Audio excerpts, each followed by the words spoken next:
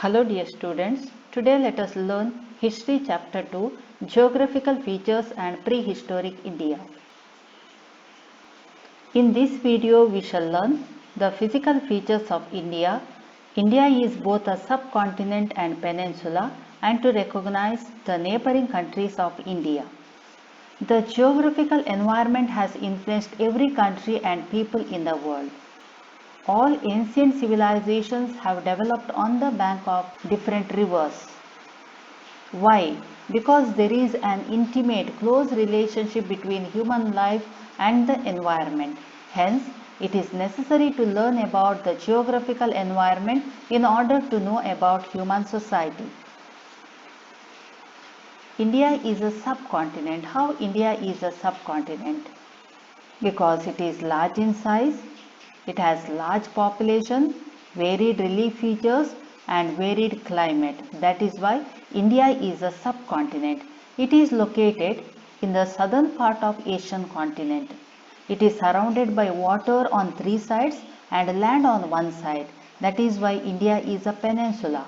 How India is a peninsula? It is surrounded by water on three sides.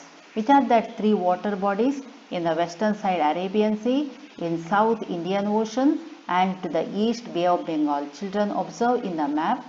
In the map you can see to the western side Arabian Sea, to the south Indian Ocean and to the east Bay of Bengal. It is surrounded by land on northern side. So it is surrounded by land on northern side and three sides water. That is why India is a peninsula. India shares its boundaries with some countries. Which are the neighboring countries with which India shares its boundary? That is Pakistan and Afghanistan in the northwest. Children, see the map. You can see here to the northwestern side. You can see Pakistan and Afghanistan. To the northern side, China, Nepal and Bhutan. To the eastern side, you can see Myanmar and Bangladesh. These countries share their boundaries with India. Which are the neighboring countries that share boundaries with India? In the west, Pakistan and Afghanistan. In the north, China, Nepal and Bhutan. In the east, Myanmar and Bangladesh. In the south, we can see Sri Lanka, but it doesn't share its boundary with India. It is separated by Pak Strait and Gulf of Mannar. Children, do you know how many states and union territories are there in India? Yes, there are 28 states and 8 union territories and 1 national capital region, that is Delhi. So, total there are 28 states and 9 union territories, including Delhi, 9 union territories. Now let us see what are the geographical features of India. India's geographical features comprise the Himalayan mountains, the Indo-Gangetic plain in the north, the Deccan Plateau and the coastal regions in the south. Children, look at the map. You can see Himalayan mountain ranges in the north. You can see Himalayan mountain ranges. You can see the arrow mark, Himalayan mountain ranges.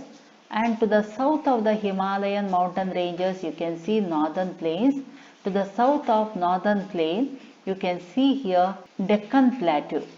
To the western side and eastern side, you can see here coastal region. So, India's geographical features comprise the Himalayan mountains, Indo-Gangetic plain, the Deccan Plateau and the coastal regions. Which are the geographical features of India? Himalayan mountain ranges, the Indo-Gangetic plain, the Deccan Plateau and the coastal region. Now let us learn about Himalayan mountain ranges. Himalayan mountain range is the largest mountain range in the world. It is covered by ice. The snow-capped mountains in the north include some of the tallest mountain peaks in the world.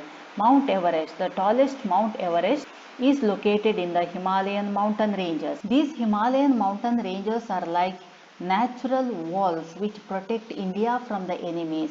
They help to preserve the safety and security of India. So there have been very few invasions on ancient India from the northern Himalayan region.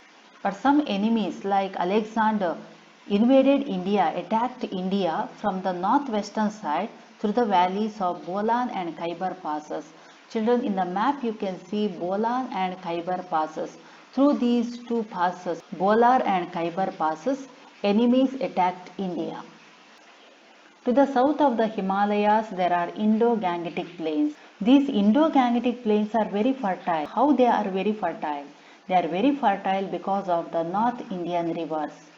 The rivers like Ganga, Sindhu and Brahmaputra originate on the Himalayas. They take their birth on the Himalayas and flow down to Indo-Gangetic plains. Because of the alluvial soil that they bring down from the Himalayas, this Indo-Gangetic plain is very fertile.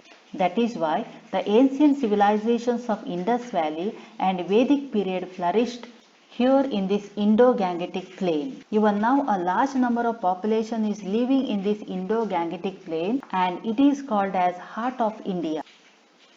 Many battles have been fought from time to time to establish control over this area. Usually, the dynasties that established control over this fertile Gangetic plain also established empires. So this Indo-Gangetic plain was very fertile, isn't it? That is why many battles have been fought from time to time to establish control over this area.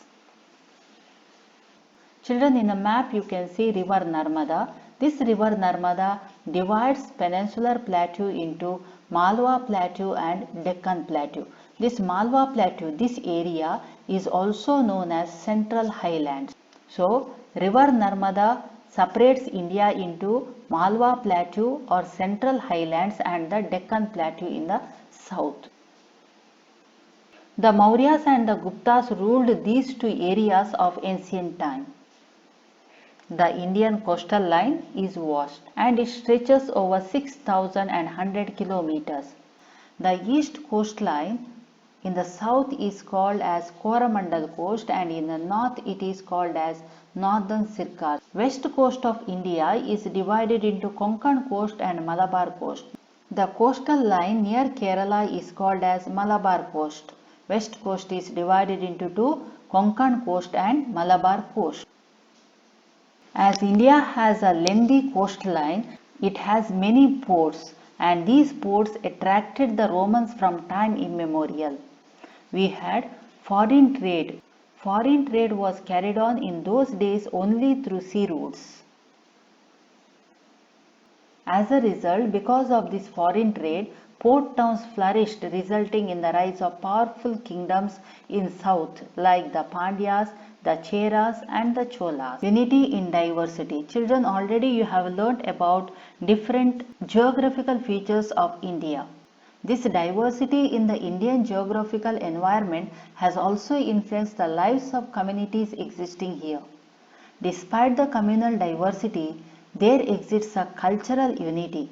There is a feeling that we all are one. This binds all these diversities. Unity in diversity is the essence of Indian culture. What is the essence of Indian culture? That is unity in diversity. Children, in the next part of this video, you will learn about prehistoric India.